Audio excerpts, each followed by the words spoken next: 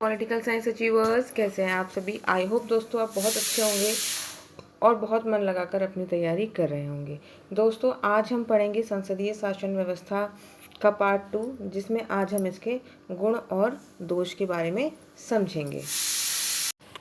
दोस्तों इस वीडियो का पार्ट 1 हम लोग कर चुके हैं, यानी कि संसदीय शासन व्यवस्था के विषय में हम पढ़ चुके हैं। मैं आपको एक बार स्लाइड्स दिखा देती हूँ। ये है मेरा संक्षिप्त परिचय। उसके बाद देखिए ये सारी चीज़ें हमने इसमें कवर की हैं। केवल हमारा गुण और दोष वाला पोर्शन बचा है, जो आज के वीडियो में हम कवर करेंगे। इसके अलावा हम संसदीय शासन व्यवस्था क्या है समझ चुके हैं, ठीक है। उसके अलावा क्या होती है संसदीय शासन व्यवस्था ये भी जान चुके हैं, और साथ ही साथ इसे किन अन्य नामों से जाना जाता है ये भी पढ़ चुके हैं। और साथ ही संसदात्मक शासन व्यवस्था का अर्थ और इसकी परिभाषाएं भी हम पढ़ चुके हैं, और साथ ही साथ हमने इसकी विशेषताओं को भी देख लिया था। तो चलिए दोस्तों देखते हैं एक बार फिर से क्या है संसदात्मक शासन व्यवस्था। एक हल्का सा रिवीजन कर लेते हैं। हमने देखा था कि संसदात्मक शासन व्यवस्था शासन के मुख्यतः 3 अंग होते हैं: व्यवस्थापिका, कार्यपालिका और न्यायपालिका, हमने देखा था। और शासन शक्ति इन्हीं तीनों के माध्यम से काम करती है। साथ ही साथ हमने समझा था कि संसदात्मक शासन व्यवस्था में और अध्यक्षात्मक शासन व्यवस्था में मुख्यतः देखा जाए तो क्या अंतर होता है कि संसदात्मक शासन व्यवस्था में कार्यपालिका और विधायिका दोनों आपस में फ्यूजन यानी कि विलयन क्या मिली हुई होती हैं, उसे संसदीय शासन व्यवस्था कहते हैं। और जिनमें कार्यपालिका और व्यवस्थापिका पूरी तरीके से अलग होती हैं उन्हें अध्यक्षात्मक शासन व्यवस्था कहते हैं, ठीक है। और ये देखे थे हमने अन्य नाम, जैसे कैबिनेट, मंत्रिमंडलात्मक शासन प्रणाली, उत्तरदायी सरकार और सभात्मक सरकार आदि अन्य नामों से इसे जाना जाता है। तो दोस्तों अब इस रिवीजन के बाद हम समझेंगे संसदात्मक शासन व्यवस्था के गुण और इसके दोष। अगर आपने दोस्तों वो वीडियो नहीं देखा है तो मैं उसे कमेंट बॉक्स में दे दूंगी या आपको डिस्क्रिप्शन में दे दूंगी, आप उसे भी जाकर देख लीजिएगा। आप उसे अच्छे से देख लेंगे तो आपको आगे समझने में ज़्यादा आसानी होगी। तो चलिए देखते हैं संसदात्मक शासन व्यवस्था का गुण। तो सबसे पहला गुण है इसका कि लोकतंत्र के सिद्धांतों की रक्षा। जो संसदात्मक शासन प्रणाली होती है दोस्तों, इसमें लोकतंत्र के सिद्धांतों की रक्षा होती है। इसमें प्रत्येक व्यक्ति को भागीदारी करने का अवसर जो है वो प्राप्त होता है। प्रत्येक व्यक्ति इसमें क्या करता है, भागीदार हो पाता है। इस तरीके से ये जो प्रणाली है वो लोकतंत्र के सिद्धांतों की क्या करती है, रक्षा करती है। उसके बाद दूसरा गुण इसका है वो है जन शिक्षण की क्षमता। तो इस व्यवस्था में जन शिक्षण की क्षमता होती है। क्यों होती है दोस्तों? क्योंकि जो चुनाव होता है वो प्रत्यक्ष रूप से होता है, प्रत्यक्ष निर्वाचन होता है। तो इसमें क्या होता है, जो प्रतिनिधि होते हैं वो जनता से ही चुनकर आते हैं। हम जानते हैं कि जो व्यवस्थापिका होती है, यहाँ पे जो व्यवस्थापिका होती है वो जनता द्वारा प्रत्यक्ष रूप से चुनकर आती हैं। और इसी व्यवस्थापिका में से सदस्य जो हैं वो कार्यपालिका में बनते हैं, यानी कि जनता में से ही गए हुए प्रतिनिधि क्या करते हैं, देश का प्रतिनिधित्व करते हैं या फिर कार्यपालिका में होते हैं। इस प्रकार इस व्यवस्था में जन शिक्षण की क्षमता होती है। आई होप आपको समझ में आ रहा होगा। तीसरा गुण हम इसका देखते हैं, सरकार की सजगता और सार्थकता, ठीक है। सरकार की सजगता और सतर्कता, ठीक है। हम जानते हैं कि इसे उत्तरदायी शासन प्रणाली भी कहा जाता है, उत्तरदायी शासन प्रणाली। क्योंकि अभी हमने देखा कि जो व्यवस्थापिका होती है, ठीक है, इसको हम एल लिख देते हैं, लेजिस्लेटिव। जो व्यवस्थापिका होती है, इन्हीं में से जो सदस्य होते हैं वो कार्यपालिका यानी कि एग्जीक्यूटिव बनते हैं। और जो ये कार्यपालिका यानी एग्जीक्यूटिव होती है, ये हमेशा क्या होती है, उत्तरदायी होती है किसके प्रति, व्यवस्थापिका के प्रति। व्यवस्थापिका अगर देखे कि कार्यपालिका ठीक ढंग से काम नहीं कर रही है तो वो कार्यपालिका को क्या कर सकती है, भंग भी कर सकती है। तो इस कारण जो सरकार होती है वो हमेशा सजगता और सतर्कता से काम करती है। वो हमेशा ये ध्यान रखती है कि ऐसी कोई गलती हमसे ना हो जाए कि व्यवस्थापिका जो है वो कार्यपालिका को भंग कर दे। तो एक तरीके से कार्यपालिका हमेशा उत्तरदायी होती है, जिससे सतर्कता और सजगता इस शासन व्यवस्था में ज़्यादा पाई जाती है।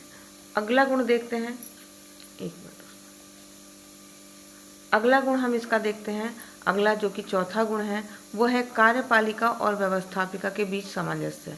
हमने देखा कि इस व्यवस्था में जो व्यवस्थापिका है, फिर से हम इसको एल लिख देते हैं, लेजिस्लेटिव, और जो कार्यपालिका है एग्जीक्यूटिव, ठीक है, ये दोनों आपस में क्या होती हैं, जुड़ी हुई होती हैं, मिली हुई होती हैं, जिसे हम विलयन या फ्यूज़न कुछ भी कह सकते हैं, ठीक है। तो इसके कारण क्या होता है, ये दोनों ही क्या होती हैं, आपस में पूर्ण सामंजस्य के साथ काम करती हैं, इनमें किसी भी प्रकार का टकराव देखने को नहीं मिलता। वहीं अगर जब हम दूसरी प्रणालियों को देखते हैं जिसमें एग्जीक्यूटिव और लेजिस्लेटिव, यानी कि जैसे अध्यक्षात्मक प्रणाली का यहाँ पे उदाहरण ले तो और अच्छे समझ में आएगा। यहाँ पे क्या होती है, दोनों एक दूसरे से पृथक होती हैं, तो कई बार इन दोनों में क्या होता है, विरोध देखने को मिलता है। ऐसा विरोध जो है वो संसदात्मक शासन प्रणाली में देखने को नहीं मिलता, यहाँ पर सामंजस्य देखने को मिलता है, ठीक है। तो एक गुण हमें और दिख गया कि कार्यपालिका व्यवस्थापिका के बीच में क्या होता है, संसदात्मक शासन व्यवस्था में सामंजस्य होता है। अब हम देखते हैं अगला, यानी कि पांचवा गुण। पांचवा गुण है जनता की संप्रभुता की वास्तविकता। तो जनता की संप्रभुता की वास्तविकता का क्या अर्थ है, इसका अर्थ है कि हमने अभी समझा कि जनता के ही प्रतिनिधि, जो जनता के प्रतिनिधि हैं, वे ही कहाँ चुन के जा रहे हैं, व्यवस्थापिका में चुनकर जा रहे हैं, और इसी में से प्रतिनिधि कहाँ चुनकर जा रहे हैं, इसी में से प्रतिनिधि एग्जीक्यूटिव यानी कि कार्यपालिका में चुनकर जा रहे हैं। तो अगर देखा जाए तो हमें यहाँ पे संप्रभुता किसके देखने को मिलती है, जनता की ही संप्रभुता देखने को मिलती है। अगला पॉइंट समझने की कोशिश करते हैं, जो कि है छठा पॉइंट, संसदीय शासन व्यवस्था का छठा गुण। इसमें कह रहा है कि जनता के प्रतिनिधियों में शासन का दायित्व। वही बात है दोस्तों, दूसरे तरीके से की गई है कि जनता के ही प्रतिनिधि हैं। कौन है जो जा रहे हैं व्यवस्थापिका में चुनकर, जनता के प्रतिनिधि, ठीक है, जनता के ही प्रतिनिधि हैं। लेजिस्लेटिव में ये जो पहुँचे हैं, यहाँ से ये जो पहुँचे हैं जनता से, वो कौन है, जनता के प्रतिनिधि है, जनता ने चुनकर भेजा है। भारत का एग्जाम्पल देखें, क्योंकि भारत में भी संसदात्मक शासन व्यवस्था है, तो हम क्या करते हैं, हम वोट डालते हैं, हमारे एरिया से कोई हमारा प्रतिनिधि होता है, वो खड़ा होता है, वोट उम्मीदवार होता है, और हम क्या करते हैं, उसको वोट डालते हैं। जब वो वोट डालने के बाद वो जीत जाता है, तो वो लोकसभा यानी कि व्यवस्थापिका में पहुंच जाता है। व्यवस्थापिका में पहुंच जाता है, और जब कार्यपालिका का गठन होता है तो वही सदस्य क्या होता है, उस कार्यपालिका का सदस्य बन जाता है।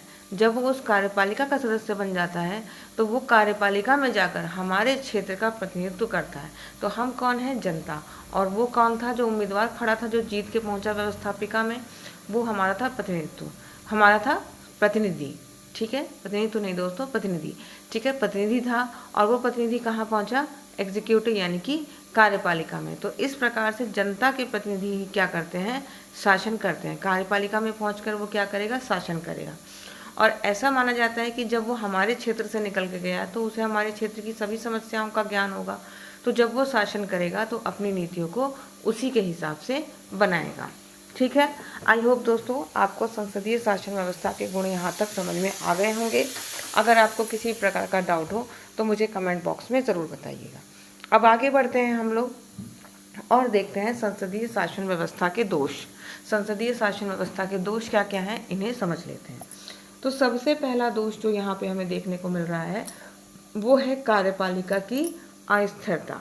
दोस्तों अभी हमने पीछे समझा कि जो व्यवस्थापिका है, ठीक है, फिर से मैं इसको एल लिख रही हूँ, और जो कार्यपालिका है, ठीक है, तो जो व्यवस्थापिका है वो कार्यपालिका को भंग करने की शक्ति रखती है, ठीक है, भंग करने की शक्ति रखती है। तो व्यवहार में कई बार ऐसा देखा गया है कि कार्यपालिका को कई बार भंग कर दिया जाता है, जिससे क्या हो जाती है कि कार्यपालिका की जो स्थिरता है वो ख़त्म हो जाती है, और कार्यपालिका बहुत ही ज़्यादा कैसी हो जाती है, अस्थिर हो जाती है, ठीक है। जैसे कि अगर भारतीय शासन व्यवस्था का ही हम उदाहरण लें तो हमें 95-6 का दौर अगर हम याद करें तो वहाँ पे देखते हैं कि जो कार्यपालिका होती है बहुत जल्दी जल्दी भंग हो जाती है।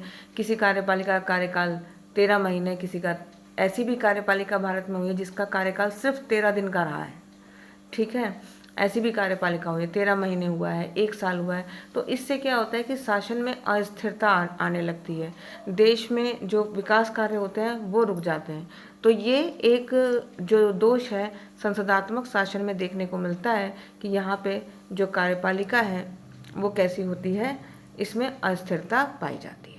ठीक है, उसके बाद अगला हम दोष देखते हैं एक दलीय आधिपत्य या मनमानी का डर।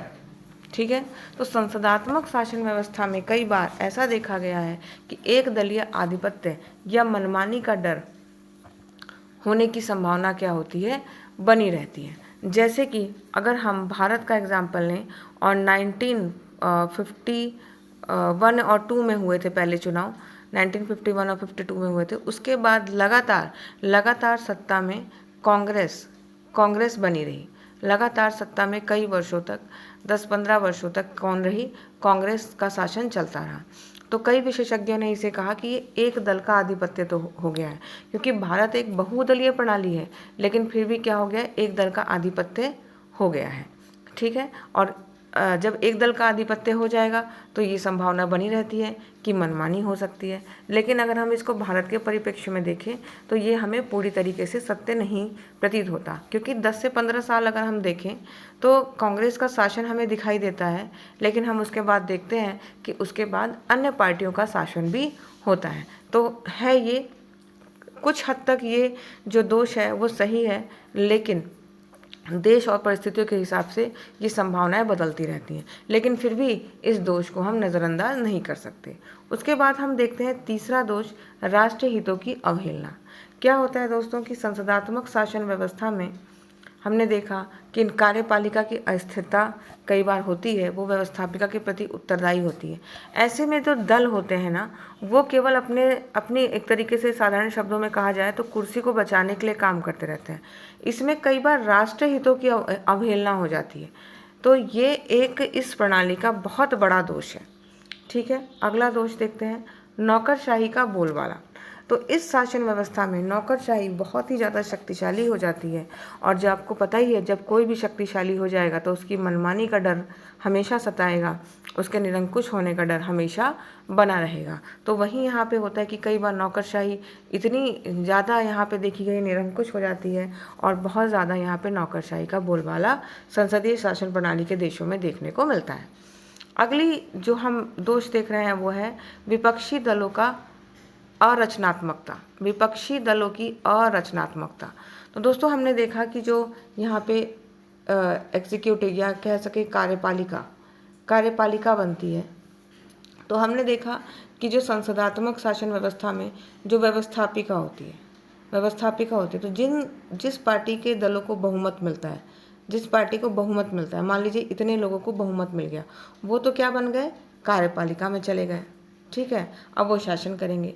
जो बाकी ये जो लोग बचे हैं, जो बाकी सांसद जो संसद में बचे हैं, ये सब क्या हो जाते हैं, ये सब हो जाते हैं विपक्ष। ठीक है, ये सब हो जाते हैं विपक्ष। तो पिछले कुछ सालों में दोस्तों जो विपक्षी दलों का अरचनात्मकता देखी गई है कि इन्होंने सरकार को काम करने में हमेशा अड़ंगा लगाया है, हमेशा उनको पीछे खींचने की कोशिश की है।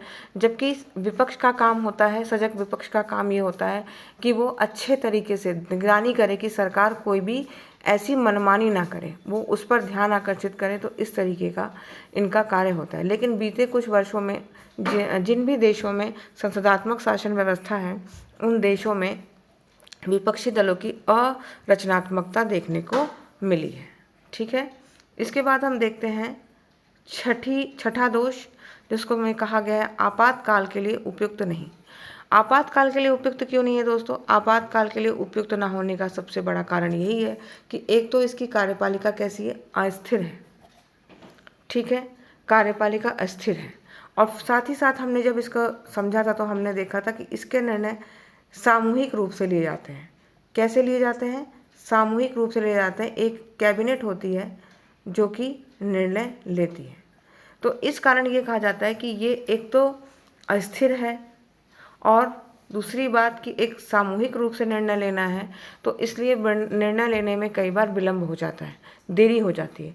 और आपातकाल में अचीवर्स आप जानते हैं कि जब कोई भी इमरजेंसी होती है तो त्वरित निर्णय लेना होता है, इमीडिएट एक्शन लेना होता है, जल्दी से निर्णय लेना होता है। तो इस कारण से कहा जाता है कि संसदात्मक शासन व्यवस्था आपातकाल के लिए उपयुक्त नहीं है। ठीक है, अगला दोष हम देखते हैं, सरकार दलीय। ये दलीय है दोस्तों, सरकार दलीय दलदल में फंस जाती है।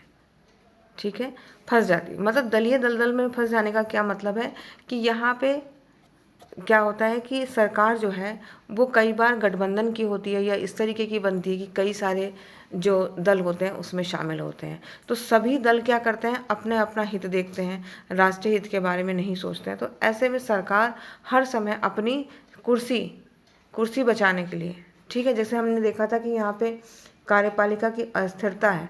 तो जब दोस्तों अगर आप एक चीज़ सोच के देखिए कि जब आपको ये पता होगा कि आप जिस कुर्सी पे बैठे हैं, ठीक है, वो कुर्सी कोई भी ले सकता है, कोई भी आपसे छीन सकता है, तो आप उस कुर्सी पर बैठकर अपने काम को करने की अपेक्षा उस कुर्सी को बचाने के विषय में ज़्यादा सोचेंगे। आपको लगेगा कि अरे काम पे आप ज़रा सा ध्यान लगाएंगे, तब तक लगेगा अरे कोई मेरी कुर्सी ना खींच ले, मेरी कुर्सी ना चली जाए। तो ऐसे में जो ये दल हैं, जो सरकार है, वो हमेशा अपनी कुर्सी को बचाने के लिए, यानी कि कह सकते हैं अपनी सत्ता को बचाने के जोड़ तोड़ में लगी रहती है, जिसके कारण ये दल की राजनीति में मतलब कि दल ही सर्वोपरि, सत्ता पाना ही सर्वोपरि, इस तरीके की बुराइयों में सरकार कई बार फंस जाती है, जिससे कि ये एक तरीके से कह सकते हैं दलदल जैसा हो जाता है। तो ये भी एक संसदात्मक शासन व्यवस्था का दोष है कि सरकार जो है वो दलों के दलदल में फंस जाती है। अंतिम देखते हैं, 8वां और अंतिम दोष संसदीय शासन व्यवस्था का, जो कि ये बताता है कि सरकार की नीतियों में कई बार क्रमिकता का अभाव देखने को मिलता है। सरकार की नीतियों में क्रमिकता का अभाव देखने को इसलिए मिलता है, जैसे कि किसी पार्टी की सरकार बनी, जब वो भंग हो गई, क्या हुआ, जैसे 5 साल के लिए मान लेते हैं, वैसे अलग अलग देशों में ये समय जो है अलग अलग है। आप चैनल पे जाकर कार्यपालिका, व्यवस्थापिका और न्यायपालिका का अलग से वीडियो देख सकते हैं तुलनात्मक राजनीति में, उससे आपको और अच्छे से समझ में आ जाएगा कि कार्यपालिका, व्यवस्थापिका और न्यायपालिका क्या क्या होती हैं। ठीक है, तो क्या होता है कि सरकार की नीतियों में कई बार क्रमिकता का अभाव इसलिए देखने को मिलता है, जैसे 5 साल के लिए कोई सरकार बनी, मान लेते हैं कोई एक्स सरकार है, एक्स पार्टी की सरकार है जिसने कि 5 साल के लिए बनी, लेकिन लोकसभा भंग हो गई 3 ही सालों में या 2 ही सालों में, मान लेते हैं 3 साल में ही भंग हो गई। अब ये तो चली गई सरकार एक्स पार्टी की, अब सरकार आई वाई पार्टी की, अब वाई पार्टी की सरकार आई, तो इन्होंने बहुत सारी नीतियाँ चलाई थी, जैसे मान लेते हैं ABC, इन्होंने प्रोजेक्ट चलाए थे, नीतियाँ चलाई थी, बहुत सारी चीज़ें। तो वाई पार्टी क्या करती है, इनको ख़त्म करके अपने, ठीक है, अपने प्रोजेक्ट लेकर आती है, अपनी नीतियाँ चलाती है, ये सब चीज़ें करती हैं। तो कई बार इसमें असंतुलन या अक्रमिकता देखने को मिलती है, जिससे कि अल्टीमेटली नुकसान देश का होता है, देश की जनता का होता है। तो ये भी एक आलोचना संसदात्मक शासन व्यवस्था की जाती है। इस तरीके से दोस्तों संसदात्मक शासन व्यवस्था के हमने बहुत सारे दोष देखे और हमने देखा कि इसमें कितनी सारी कमियां हैं। साथ ही साथ हमने इसके गुण देखे थे, तो हमें समझ में आ रहा था कि ये एक बहुत अच्छी प्रणाली है, पर जब हमने इसके दोष देखे तो हमें लगा कि इसमें बहुत सारी कमियां भी हैं। लेकिन दोस्तों मैं ये बताना चाहूँगी कि अलग अलग देशों में, जैसे ब्रिटेन में भी संसदात्मक शासन व्यवस्था है, ठीक है, और भारत में भी संसदात्मक शासन व्यवस्था है, लेकिन हर देश की काल परिस्थितियाँ, उसके लोग, ये सारी चीज़ें भी उस व्यवस्था के सफलता में बहुत बड़ा योगदान देते हैं। जैसे भारत में संसदात्मक शासन व्यवस्था जो है हमने कब अपनाई थी, अपने संविधान में अपनाई थी, जब हमारा संविधान 1950 में लागू हुआ था, और 1952 में हमारे यहाँ पहली बार चुनाव हुए थे। तब से हम संसदात्मक शासन प्रणाली को और आज 2025 में सफलतापूर्वक क्या कर रहे हैं, चला रहे हैं। कुछ कमियां, कुछ दोष, कुछ बुराइयां हमारी शासन व्यवस्था में आई, लेकिन उसके बावजूद भी बहुत सारी अच्छाइयां, बहुत सारी सफलताएं, बहुत सारी चीज़ें हैं। इसी प्रकार अगर हम ब्रिटेन की बात करें तो वहाँ भी देखिए कई सालों से संसदात्मक शासन व्यवस्था जो है वो काम कर रही है। तो शासन व्यवस्था में दोष हो सकते हैं, उसे ज़रूरत है उन दोषों को दूर करने की, उन कमियों को दूर करने की। और ये कमियां जो हैं वो हम ही दूर कर सकते हैं, आपस में मिलकर इन कमियों को हम ही दूर कर सकते हैं। ठीक है, तो इस तरीके से दोस्तों हमें यहाँ पे हमने संसदात्मक शासन व्यवस्था वाला टॉपिक अपना पूरी तरीके से ख़त्म कर लिया है। और आप गुण दोष आपने समझ लिए हैं। आप पहला वीडियो इसका पार्ट 1 भी ज़रूर देखिएगा, तो आपको संसदात्मक शासन व्यवस्था में कोई भी डाउट नहीं रहेगा। अगर फिर भी आपको अगर कोई डाउट रह जाता है तो आप मुझे कमेंट में बताइएगा, मैं उसे क्लियर करने की ज़रूर कोशिश करूँगी। चलिए अचीवर्स, आप मन लगाकर पढ़ाई करते रहिए। मैं मिलूँगी आपसे अगले वीडियो में अगले टॉपिक के साथ। तब तक के लिए ऑल द बेस्ट अचीवर्स।